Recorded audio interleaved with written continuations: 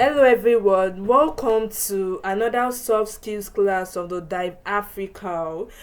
My name is Simide Caroline Fatova and we are going to be looking at remote work and digital collaboration. Remote work isn't the future, it is the present, and the professionals who master it are already 10 steps ahead. So that's why we are going to be looking at remote work and digital collaboration because we want to be better in our delivery and we want to be better, as a person and professionally. Thriving, communicating, and leading effectively in a what virtual workplace. You need to thrive, communicate, and lead effectively in a virtual workplace. These are the module outline that we're going to be looking at in today's soft skill class.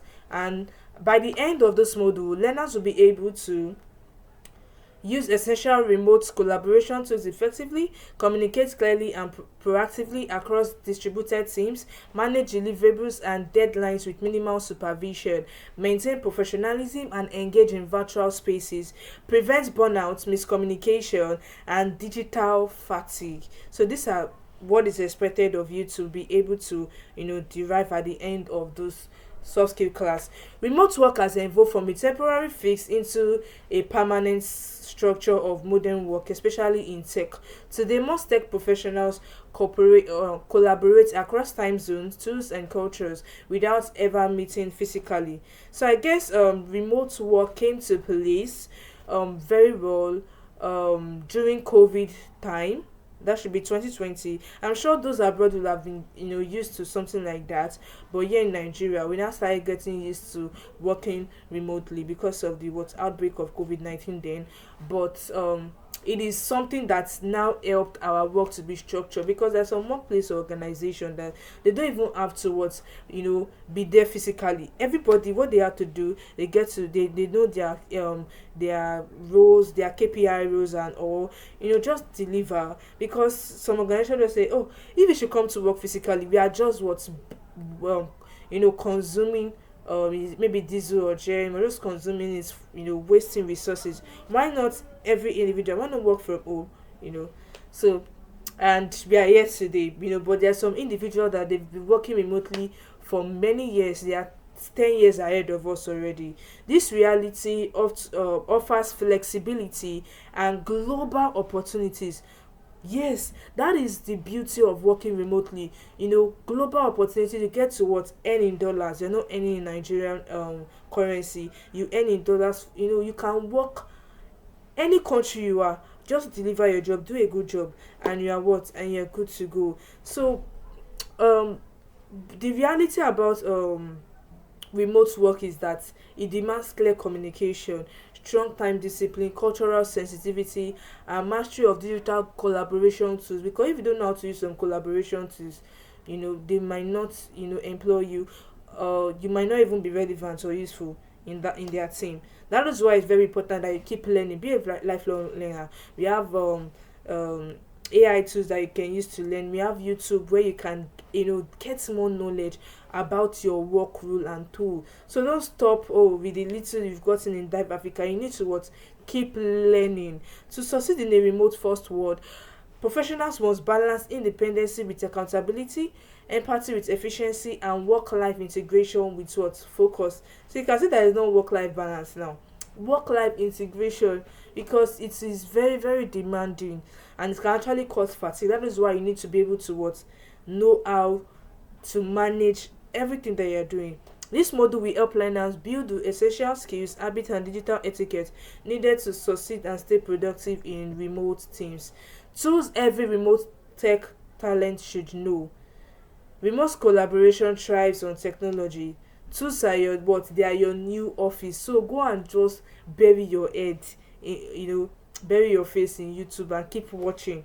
How to be better in Slack, Notion, Zoom. All this thing will actually help you to be more effective when you are working remotely, and you see that everything will just be seamless. Your work it will be very easy for you, right? So best practice: use Slack for quick updates, Notion for documentation, and Zoom for deep discussion.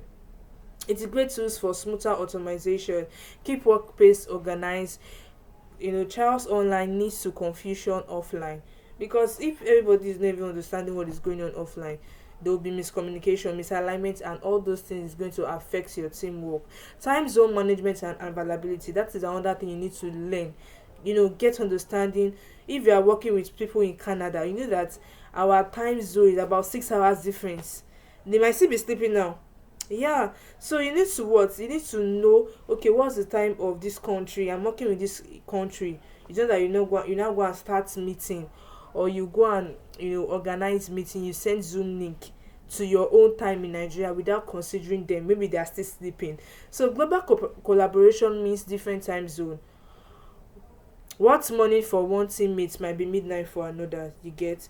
To manage effectively, share your availability openly via Google Calendar or Slack status. Agree on call overlap hours for live meeting, record meeting, and share notes for those that are unavailable. So you need to be considerate when you're trying to um organize a meeting. Best practice: use what time body or clockify to align schedules. Do you see that? Respect others off hours. Plan tasks very well. Not just make sure that you plan your tasks and avoid any kind of confusion in your team, with your team members. Writing with clarity for remote teams. In remote work, writing is the new talking. Every message, email, and comment represents your thought process. Yeah, there are sometimes that you might be writing, and people, as they are reading it, they can feel and sense the tone of your voice, your emotion, your feelings. So that's why you need to write respectfully. Write respectfully. Very important. To write clearly, be specific with request and deadline. There are some individuals, they want you to do something for them, but they don't know how to talk respectfully. No please, no soothing words, just like that. Oh my god, people will not even answer you. So use bullet points for clarity. Avoid jargons unless everyone understand it. It's better you just avoid it, because that you know something doesn't mean that I know something. That you know something that I know something doesn't mean that you know something. So you need to avoid jargons totally and speak professionally. Very important. Managing deliverables in distributed teams. Deliverables are your outputs. What proves your value. That is why your input determine your output. So it's better you input more into yourself, so that people will be able to see your output, your value. In remote setup, track tasks on tools like Jira, Trello, or Asana. Break large goals into smaller milestones. Communicate progress was consistently. So we have best practice that you can actually use. Confirm deliverable details before starting. Share early draft. Don't wait till the end to review work, because some people, when they observe, some people can observe something. There are some people that are very good in observing, they are very good in detecting errors, so they'll be able to help you with what you are working on. Over communication versus miscommunication. Remote work requires balance. Silence creates confusion, but noise creates what? Fatigue. Over communication, the good kind: clarity plus updates plus confirmation. Miscommunication: assumption, vague response, or lack of follow-up. So it is very important that you communicate well to your team. So if we should even choose between over communication versus communication, people, there are some individuals that will say, okay, let's just choose over communication, but we also need to what? Have a balance to all those things.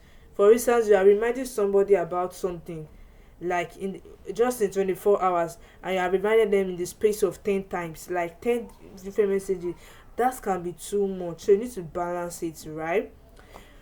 Very important. So you can actually look at the best practice on how you can actually work on that. We have remote etiquette, meeting messages channels. Professional behaviors applies online too. Meeting etiquette: join on time, keep your camera steady, lighting clear, and distraction minimal. There are some individuals, they on their camera and they are just going all around, they are walking, like you are distracting people. You can sit down, be serious. If you want to on your camera, let us know that this is a professional, you are well seated in a professional setting. It's not that somebody will be coming, even for the fact that your mic is muted. It's not that somebody will be coming whispering in your ear 10 times and you are in a meeting. No, that's no that's a bad etiquette. Mute when you're not speaking, right? Because there may be background sound from your side. So we have the message etiquette: post on the right channel, avoid tagging on everyone unless it is urgent, keep tone respectful. You see, very important. There's some individuals that they fall in this category, they are doing the wrong thing, so please change if you are there. Virtual presence and digital trust online. Your online presence, how reliable, visible and consistent you appear digitally. How to build trust online: respond promptly, deliver quality work on time, join discussion and offer feedback, turn your camera on occasionally to build connection, because nobody wants to deal with a ghost. Let people see your face, let them know who you are, right? Best practice: dress appropriately for calls, maintain eye contact through the camera, follow through on every commitment. Visibility is credibility in virtual teams. Yeah. Building rapport remotely. Rapport building connection and cooperation. Sorry, rapport builds connection and cooperation in remote work. Small gestures go a long way. Your smile, the way you do your hand, there's some gesture that can send a wrong signal, bad signal. So make sure you use the right signal, the right gesture, right? Method: begin meeting with right conversation. How's your week going? It's not that you just go into work. Like, let everybody feel a bit relaxed, comfortable. Celebrate milestones, celebrate birthday. Oh, it's Ademidu's birthday today. Happy birthday to you, Ademidu. Please let us wish Ademidu, happy birthday in the comment section. And everybody is saying happy birthday, happy prosperous birthday. We wish you long life. And just celebrate. Let your team member feel seen, appreciated, right? Use Slack shout out to recognize good work. Oh, Adeola did a good work today. Please let us celebrate Adeola. Something like that. So you can see that this some of all these things create what team bonding. It helps you to express appreciation and also shows empathy. It shows empathy. Documentation best practice. Documentation is the memory of remote team. It helps new member onboard faster and prevents repeated mistake. Essential for good documentation: organized, searchable and up to date. That's why you need to what you can use tools like Google Drive, and make sure that it is well organized, well arranged. You use a good headline, so that if they are searching for an information, they'll be able to search for it, in a twinkle of an eye. Remember, if it is not documented, it doesn't exist. So if there are information that you want your team member, those that are existing and those that will join later, to get to to get to know, so please save them in the right documents using the right digital tools and platform. Setting boundaries while working remotely. Remote work can blur lines between home and office. Without discipline, productivity and well-being suffer. Set boundaries by creating a dedicated workspace, redefining and communicating work hours, logging off fully after work hours. It's better you let people know your standard.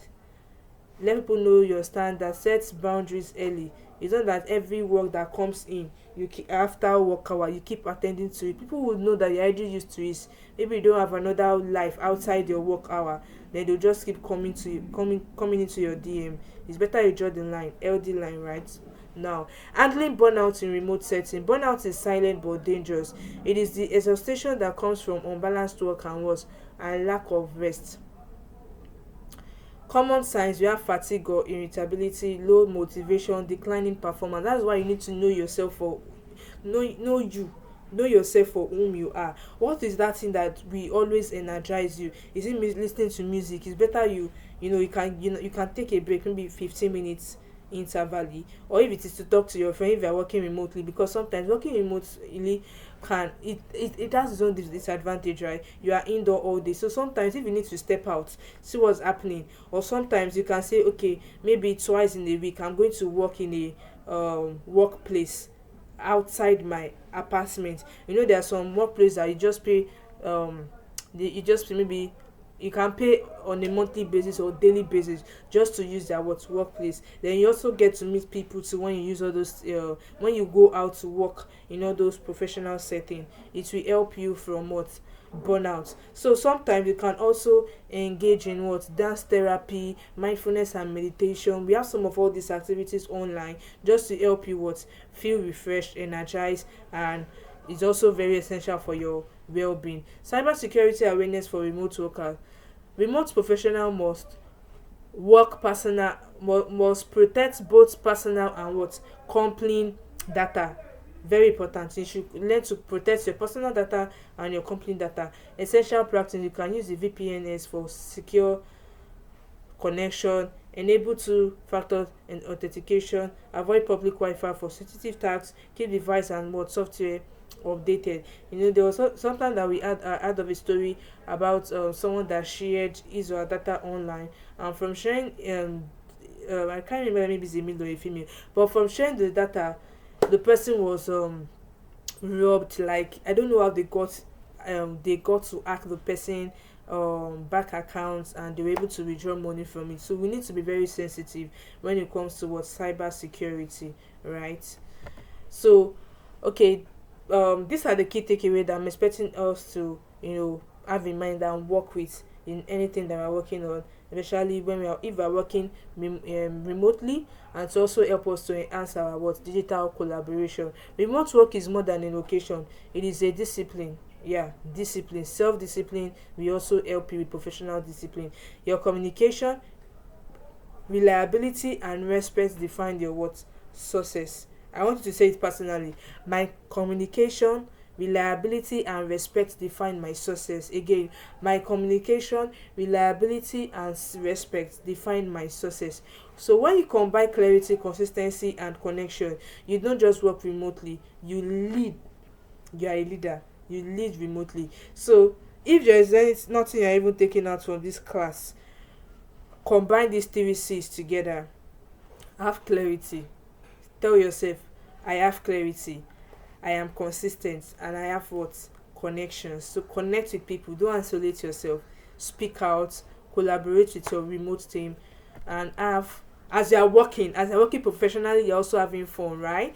Okay, so these are the assessments objective questions that I want each and every one of us to partake in. Very essential that you partake in this. So choose the correct option, just 1 to 5, and send your answers to Dive Africa email address. Thank you so much for listening to the end. Thank you so much for listening to the remote work and digital collaboration. I want to believe that you learned something great that is going to help you in your remote workspace and to collaborate digitally with every other team member of yours, right? Thank you so much once again.